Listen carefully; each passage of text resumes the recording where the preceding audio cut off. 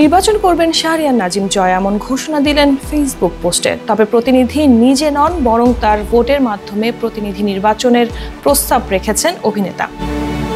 Facebook পোস্টে অভিনেতা ও উপস্থাপক শাহরিয়ার নাজিম জয় লিখেন, এইবার আমি নির্বাচন করব না, মানে আমার যে একটা ভোট আছে সেটা দিয়ে আমার এলাকার এমপি কে হবে তাকে। মূলত নাগরিক হিসেবে নিজের মূল্যবান ভোট দিয়ে এলাকার এমপি নির্বাচনের কথাই জানালেন তিনি। তার এই পোস্টের মন্তব্যে দেখা যায় মিশ্র প্রতিক্রিয়া। অনেকেই জয়ের এই পোস্টে শুরুতে বিভ্রান্ত হয়েছিলেন, ভেবেছিলেন নিজেই প্রতিনিধি হয়ে নির্বাচনে অংশ নিচ্ছেন জয়।